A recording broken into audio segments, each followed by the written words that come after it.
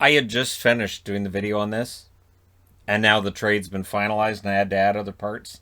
And now I feel bad about wearing a Vancouver jersey for this. Yeah. So Jim Benning wanted to get rid of money, right? He had some contracts that are due next summer, just one more year. And for me, I was. This may sound defeatist, but I kind of had this opinion looking at the roster of, well, we're gonna have these crappy contracts for one more year. Oh well, that's how it's gonna work. And then next summer, there's gonna be all this cap space, and it's gonna be fun. No. Mm-mm. Then I looked at the trade and I went, well, I'll wear a Vancouver jersey because, sure, why not? Didn't sacrifice too much, and then they did. What I don't understand is, and this has been talked about endlessly locally, for a team that doesn't make the playoffs, Vancouver sure does give away a lot of draft picks. Now, the first rounder to Tampa for JT Miller, absolutely, that's fine. All right, sure. Okay, I'm fine with that. This year's first round draft pick, it's disappointing because we have the live stream tonight. I was really looking forward to seeing who the Canucks were going to pick. Now they don't pick tonight. But now they're giving up stuff for next year as well, and that's why I'm standing here. I'm wearing the Canucks jersey, but I'm all right. So Oliver Ekman-Larsson is a member of the Vancouver Canucks now. He is traded with Connor Garland, who is an RFA. There was no contact between Vancouver and the player's agent prior to this trade, which I find alarming. Because does that mean that Jim Benning doesn't know what the ask is from Garland right now? You haven't discussed with Garland. What if Garland on the phone says, I'm not really interested in signing in Vancouver, actually? And then, and I'm just saying, I'm just playing devil's advocate, right? Now, it's an $8.25 million contract per season, like the cap hit for Ekman-Larsson. Now, you can take 12% off because Arizona's retained 12% of that cap, which helps. It's still not a great contract. It runs through 2027. It runs for a while. And whether you're using the eyeball test, or whether you're using advanced stats, or whether you're using stats, no matter how you look at it, Oliver Ekman-Larsson had a down year this past season. It was a rough year. And they've been trying to get rid of that contract going back to last offseason. And Vancouver attempted to get it then. There's still some discussion about whether or not Jim Benning was preoccupied trying to get that Oliver Ekman-Larsson contract and player over to Vancouver to the point where he didn't make an offer to Foley. And if that might have been part of the reason why Stetcher doesn't get an offer, there's no attempt made to keep Stetcher or to Foley. And that's a debate that I think we can continue today. Because now Ekman-Larsson's a member of the Canucks. Benning loves the player, clearly loves the player. And this is where people will ask, what is he seeing? Now, if Ekman-Larsson turns his game around in Vancouver, Benning looks like a genius. Right? If Garland signs for not a ton of money, he may look good as well. But what's interesting is, this is a team now that has to sign Pettersson, Hughes, and now they have to sign Garland. And we're going to have to, look at Besser's contract not too far down the road too. The Vancouver Canucks are going to have cap problems now that they would not have had without this trade. And this is why when I saw this trade, I went, oh no. Because you're trading Beagle, Roussel, and Eriksson to Arizona, along with the number 9 pick. So the number 9 pick tonight now is Arizona's. Arizona's back in the first round. And they've got some other draft picks too that they've acquired.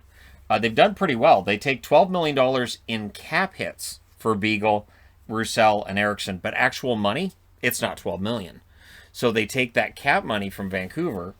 And they also get a 2022 second-round pick and a 7th-round pick. And I was on the fence on this deal, but when I saw that they were also getting a 2022 second, I've got to admit my jaw dropped again. Where I was thinking, well, wait. They gave up an extra draft. Like, we have seen over the last few days, right? The Ladd contract, the Gostisbehere contract, they're being traded. And teams having to throw in draft picks to get Arizona to take them. Now Arizona has got Vancouver to throw them draft picks for their bad contract. in Ekman Larson. Again, Beagle, Eriksson, and Roussel are all done at the end of this year. They're gone. Those contracts are gone at the end of this year. This coming season, Arizona just has those contracts, and then they're gone. Vancouver has the Oliver Ekman Larson contract until 2027. It's only 12% retained by Arizona. I've seen people asking, is Arizona doing a rebuild? I think what Arizona's doing is I think they're teeing themselves up for a big 2022. I think they realize it's going to be brutal in the Central. It is possible they're going to add somebody else, but I think they're kind of loading up on having a ton of cap space and draft picks and just that kind of capital to maybe make a big push next year. At least that's how it looks to me. Vancouver, again, you're giving away the future for the present, and you have a team that's made the playoffs once since 2015. It's a huge gamble, and eventually these draft picks you're losing are going to come back to haunt you. This number 9 pick could absolutely come back to haunt them. And just from a PR standpoint, let's just say that Arizona tonight at the number 9 pick drafts Luke Hughes, drafts Kent Johnson. There will be Canuck fans who rightfully are like, he should be a Canuck. So when the number 9 pick comes up tonight, there will be some severe interest in who gets taken, because that pick is one that the Canuck fans have been, looking at and pouring over and over again on lists. I saw tons and tons of posts from fans, from media, from who are the Canucks going to take. Now it's Arizona's. And the weird part of it is that I think we've been happy with the first round picks that have been taken by Benning for the most part, right? And yet he keeps trading draft picks. So what's supposed to be the strongest thing about Benning's GM game, it doesn't really come into account because he keeps giving away draft picks. And I say that as somebody who really likes JT Miller, and I'm hoping he stays in Vancouver. I am wondering who's going to go. With all of these players coming in, all this money that's going to be going to guys like Garland, Pettersson, Hughes, somebody else is probably going to go. Nate Schmidt, of course. That's been the rumor the whole offseason. Schmidt may very well be traded by the time this video is done. But it will be interesting to see who else is on their way out, because it feels like there's a lot of potential top 9 guys in Vancouver. And, where do you slot Garland in? Podkolzin's coming in. Podkolzin probably goes on that third line. Garland probably goes on the first or second. What's interesting to me is Connor Garland, what I've noticed with him playing in Arizona is he's a legit top 6 forward. He's a very good forward. He also tends to go down easily, and it's one of those things that it's interesting the things you notice when you're going from game to game. So during the regular season, I watch every game. I watch parts of every single game that's on. So I try to consume content of all 31, now 32 teams equally.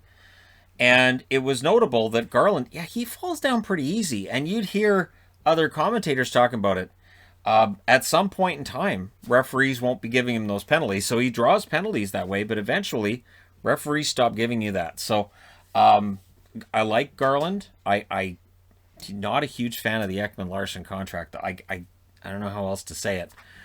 We'll see how it goes. But throwing in a second next year and a 7th, we don't know how good that second round pick could be. If Vancouver has a rough season again this year, that could be an early second round pick. And that's when those contracts are already gone for Arizona. Arizona did well. I'm wearing this jersey because I like Garland, and Ekman Larson could have a bounce back year in Vancouver. We'll see.